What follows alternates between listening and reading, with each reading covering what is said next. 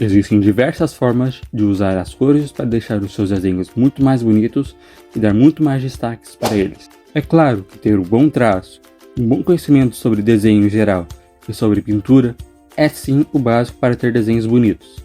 Mas, enquanto fazia esse desenho aqui do Toji, percebi algo na pintura que me chamou a atenção e queria falar aqui.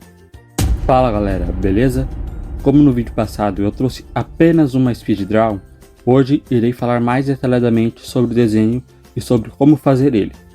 Por isso, enquanto eu fazia ele, eu percebi detalhes que podem ajudar seus desenhos a ganharem uma certa vida na coloração. Esse é o segundo desenho de Jujutsu que eu faço, sendo o primeiro o Itadori. Então estou meio atrasado com os desenhos de personagens de Jujutsu. O anime já está na segunda temporada e eu só fiz 2 desenhos. Então provavelmente eu irei trazer mais desenhos de Jujutsu aqui pro canal. Deixe nos comentários personagens do anime que querem que eu desenhe aqui, do anime, porque eu ainda não estou acompanhando o mangá.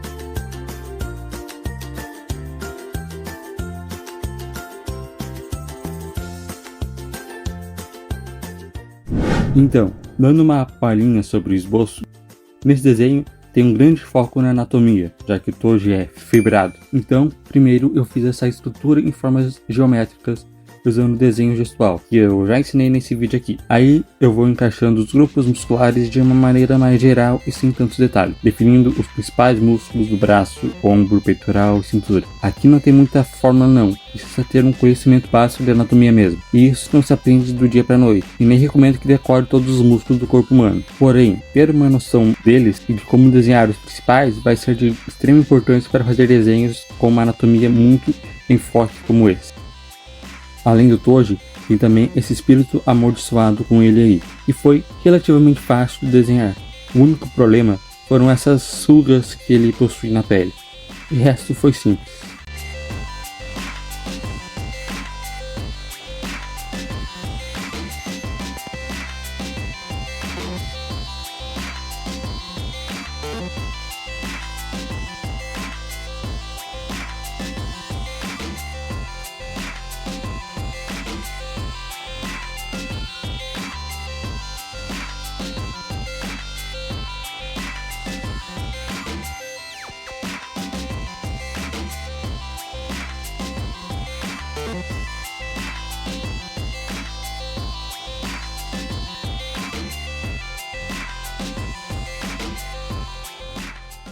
Vamos para o que realmente importa, né? A pintura. Mas principalmente a pintura da pele. Você deve estar acostumado com as cores básicas da pele, que muitos passam. Até falei no meu tutorial que eu não costumo usar uma sequência padrão de pele, mas que na verdade uso tons diferentes em cada desenho. Nesse é um deles. Veja no desenho pronto.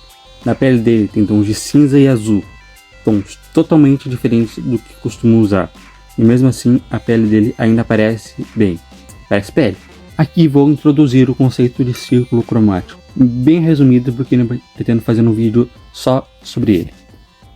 Todos vocês devem ter ao menos escutado uma vez na vida que existem cores complementares e análogas, certo? Porém, quando se trata de combinações de cores que se pode ter usando desenhos, existem mais variações dessas duas. O truque que usei nessa pintura é justamente isso. Usar bastante do contraste entre as cores para dar mais vida para o desenho, utilizando cores frias na pele, que deveriam possuir cores quentes, e vice-versa. E não é só isso, mas tem outro truque aqui. A Sula, que é uma artista digital que eu gosto muito, passou essa dica uma vez, para dar uma ideia de profundidade e ainda deixar a pintura mais bonita. Que é bom brincar com esse contraste na iluminação, ao invés de apenas dar um tom mais claro para uma luz, um tom mais escuro para a sombra, fazer com que a luz tenha uma iluminação mais quente e a sombra tenha tons mais frios. Veja nesse desenho aqui do Toji. A sombra na pele dele passa esse tom de cinza bem azulado e vai indo para um tom de rosa claro e rosa, que são os tons mais quentes e claros, dando assim uma sombra mais definida e mais bonita.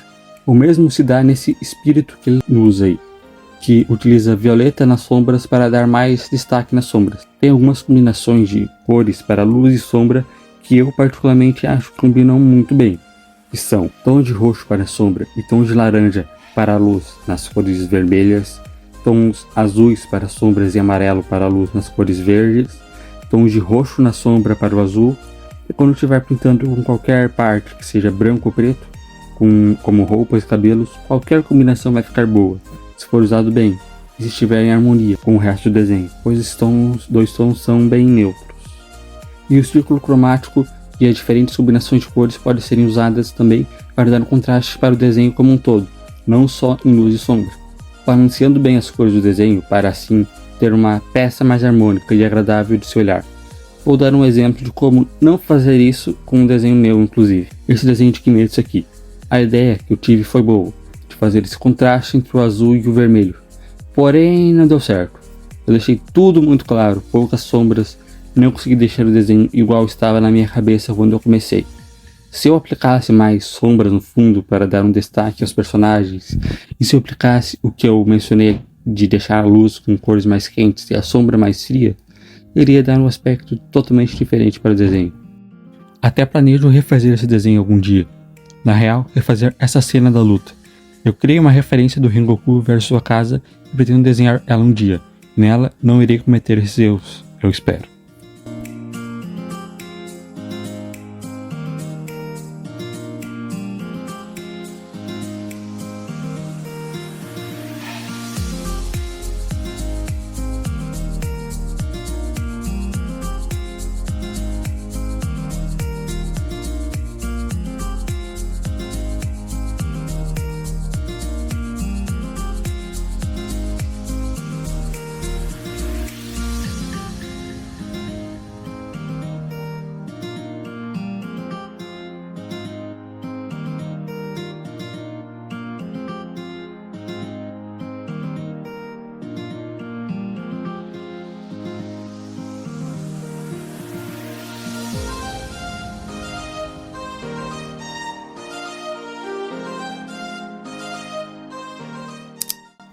Então é isso, galera, esse vídeo foi mais curto, apenas falando sobre a pintura e como usar o contraste de cores para melhorar seus desenhos.